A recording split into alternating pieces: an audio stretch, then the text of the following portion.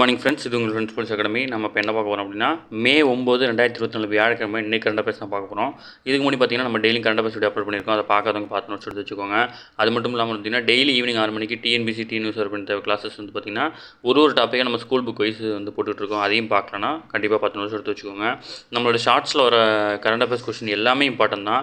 அதை மட்டும் நீங்கள் பார்த்தாலே போதும். டிஎன்யூஎஸ்ஆர்பி டிஎன்பிசி பொறுத்தளவு அதை மட்டும் பார்த்தாலே போதும். அதுலேருந்து நிறைய கொஸ்டின் வரதுக்கு வாய்ப்பு இருக்குது. நம்ம சேனலை சப்ஸ்கிரைப் பண்ணுங்கள், சப்போர்ட் பண்ணுங்கள், முடிஞ்சாலும் உங்கள் ஃப்ரெண்ட்ஸ் எல்லாருக்கும் ஷேர் பண்ணுங்கள். வாங்க ஃப்ரெண்ட்ஸ், இன்றைக்கி கரண்ட் அஃபேர்ஸ் பார்த்துடலாம். கோவிஷீல்டு தடுப்பூசி வந்து பார்த்திங்கன்னா நம்ம ஒரு வாரமாக பார்த்துட்ருக்கோம். அதோட வந்து பார்த்திங்கன்னா இது கண்டிப்பாக வந்து திருப்பி இதிலேருந்து கேட்கறதுக்கு வாய்ப்பு இருக்குது. சரிங்களா? பிரிட்டனை சேர்ந்த பிரபல மருத்துவ தயாரிப்பு நிறுவனமான அஸ்ட்ராசெனகா நிறுவனம் தான் வந்து பார்த்திங்கன்னா கோவிஷீல்டை வந்து தயாரித்து வந்து வெளியிட்டுருச்சு.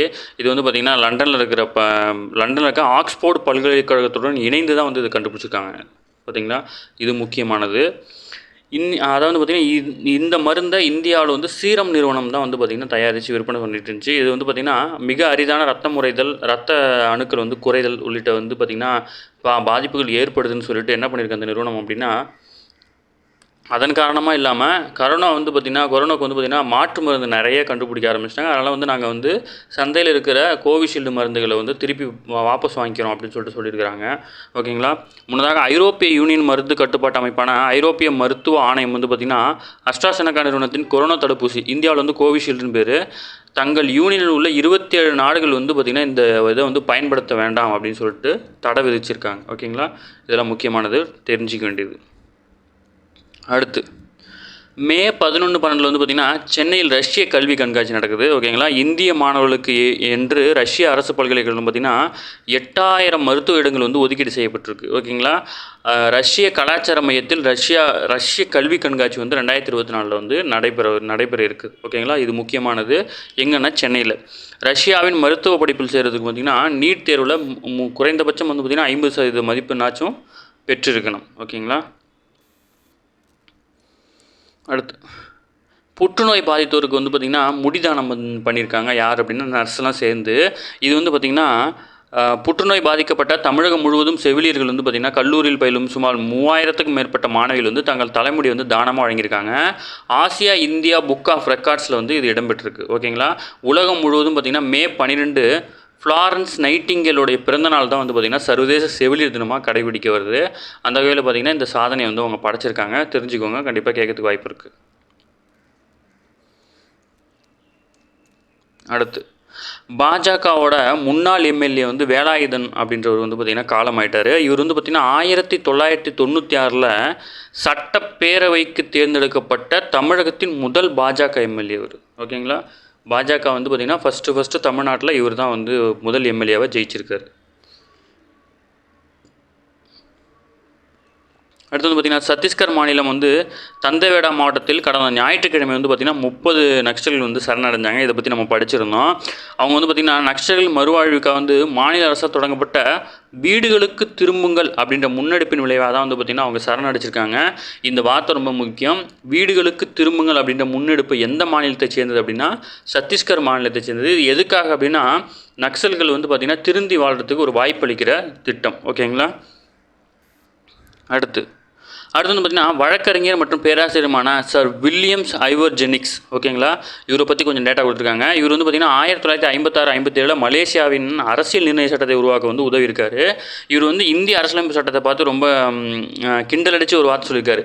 இந்தியர்கள் தங்களுடைய அரசியல் நிர்ணய சட்டத்தின் மூலம் தங்களை தாங்களே தடுப்பு காவல் சட்டத்தில் சிறையில் அடைத்து கொள்ளும் அடிப்படை உரிமையை தந்து கொண்டுள்ளார்கள் அப்படின்னு கிண்டல் அடிச்சிருக்காரு. ஓகேங்களா?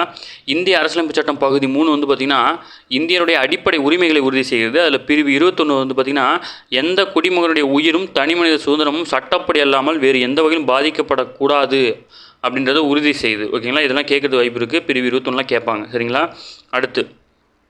அது மட்டும் இல்லாமல் உச்சநீதிமன்றம் வந்து ஒரு தீர்ப்பு வெளியிட்டிருக்கு. அந்த தீர்ப்பில் வந்து பார்த்திங்கன்னா தீர்ப்போட புள்ளி விவரங்களின்படி அமைதி பூங்காக இருக்கும் தமிழ்நாட்டில் வந்து பார்த்திங்கன்னா 2011 ஆண்டு வந்து பார்த்திங்கன்னா 983 நபர்கள் வந்து பார்த்திங்கன்னா குண்டர் சட்டத்தில் போட்டிருக்காங்க.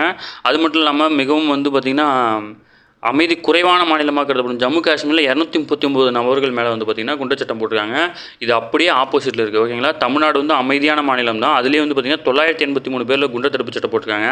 காஷ்மீரில் வெறும் 239 பேர் மேலே மட்டும்தான் போட்டிருக்காங்க. ஓகேங்களா, அதை வந்து தவறாக பயன்படுத்துகிறாங்க அப்படின்னு சொல்லிட்டு நீதிபதி வந்து சொல்லியிருக்கிறார். ஓகேங்களா, அடுத்து முக்கியமானது கொஸ்டின் ஏரியா. ஓகேங்களா, மாணவர்களுக்கு 1000 வழங்கும் தமிழ் புதல்வன் திட்டம் வந்து பார்த்திங்கன்னா ஜூலையில் தொடங்க இருக்கிறாங்க. உயர்கல்வி செல்லும் மாணவர்களுக்கு வந்து பார்த்திங்கன்னா மாதந்தோறும் 1000 ரூபாய் வழங்கும் தமிழ் புதல்வன் திட்டம் வந்து ஜூலை மாதம் தொடங்க இருக்கிறாங்க. ஓகேங்களா, தமிழகத்தில் பள்ளி கல்லூரி மாணவர்களின் திறனை மேம்படுத்த வேலைவாய்ப்பை ஏற்படுத்துவதற்கு வந்து பார்த்திங்கன்னா நான் முதல்வன் திட்டம். ஓகேங்களா, அதுக்கப்புறம் பார்த்திங்கன்னா +2 படித்த மாணவர்களுக்கு வந்து பார்த்திங்கன்னா வழிகாட்டியாக கல்லூரி கனவு திட்டம் அப்படின்னு ஒன்று செயல்படுத்துகிறாங்க.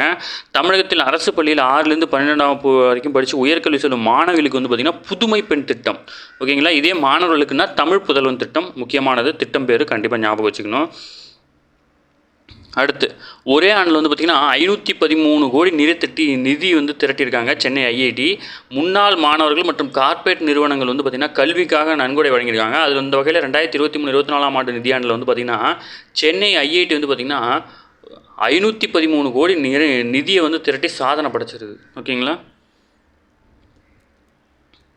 அடுத்து நம்ம பார்த்தோம்னா இப்போ வந்து பார்த்திங்கன்னா கொரோனா காலத்தில் வந்து பள்ளி கல்வி வந்து அந்த கண்டினியூட்டி வந்து தொடர்றதுக்காக பார்த்திங்கன்னா இல்லம் தேடி கல்வி திட்டம் அப்படின்னு கொண்டு வந்தாங்க.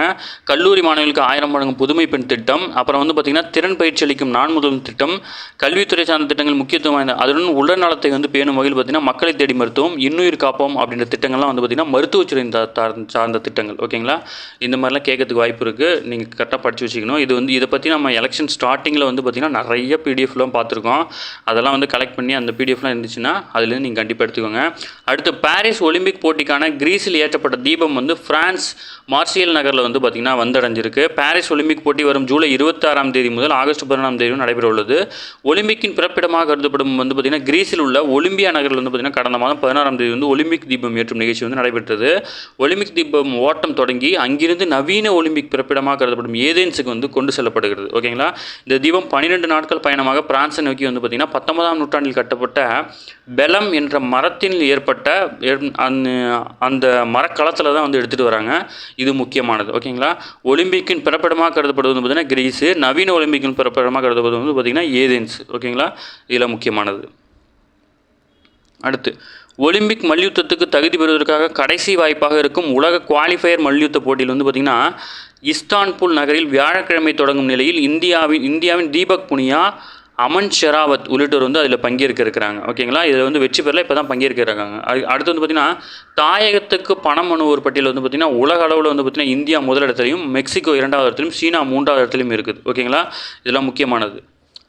அதாவது தாயகத்துக்கு வந்து அதிகமாக பணம் அனுப்பும் நாடுகளில் முதல் 10 நாடுகள் லிஸ்ட்டு கொடுத்துருக்காங்க. இல்லை இந்தியா வந்து முதலிடத்தில் இருக்குது. கடந்த 2022ஆம் ஆண்டு வெளிநாடுகளிலிருந்து தாயகத்துக்கு $111.22 பில்லியன், சுமார் 9.28 லட்சம் கோடி வந்து அனுப்பி உலக அளவில் வந்து பார்த்திங்கன்னா இந்தியா சாதனை படைச்சிருக்கு. ஐநாவின் அங்கமாக சர்வதேச புலம்பெயர் அமைப்பு வந்து பார்த்திங்கன்னா உலகம் புலம்பெயர்வு அறிக்கை அப்படின்ற ஒன்று வந்து 2024 வந்து வெளியிட்டிருக்கு. இந்த அறிக்கையின்படி வந்து பார்த்திங்கன்னா வெளிநாட்டில் வசித்து பணிபுரியுதோர் வந்து பார்த்திங்கன்னா தங்கள் தாய்நாட்டுக்கு பணம் அனுப்புறதுல வந்து பார்த்திங்கன்னா உலக அளவில் வந்து முதலிடத்தில் இருக்கிறாங்க. ஓகேங்களா, இது முக்கியமானது. முடிஞ்சால் இதை மட்டும் கட் பண்ணி படிச்சுக்கோங்க. ஓகேங்களா, அடுத்து உதகையில் வந்து பார்த்திங்கன்னா நாளைக்கு 126வது வந்து பார்த்திங்கன்னா மலர் கண்காட்சி தொடங்க இருக்குது. நீலகிரி மாவட்டம் உதகை தாவரவியல் பூங்காவில் வந்து பார்த்திங்கன்னா 126வது மலர் கண்காட்சி வந்து பார்த்திங்கன்னா தொடங்க இருக்குது. ஓகேங்களா, ஓகே ஃப்ரெண்ட்ஸ், இன்றைக்கி கரண்ட் அஃபேர்ஸ் அவ்வளோ தான். இன்றைக்கி நம்ம இம்பார்ட்டன்ட் ஃபுல்லாக பார்த்துட்டோம். இதை தாண்டி கேட்கறதுக்கு வாய்ப்பே இல்லை. நம்ம சேனலை சப்ஸ்கிரைப் பண்ணுங்கள், சப்போர்ட் பண்ணுங்கள், முடிஞ்சாலும் உங்கள் ஃப்ரெண்ட்ஸ் எல்லாருக்கும் ஷேர் பண்ணுங்கள். கண்டிப்பாக வந்து பார்த்திங்கன்னா நம்ம கொடுக்குறத தாண்டி கேட்கறதுக்கு வாய்ப்பே இல்லை. சரிங்களா ஃப்ரெண்ட்ஸ், தேங்க்யூ ஃப்ரெண்ட்ஸ்.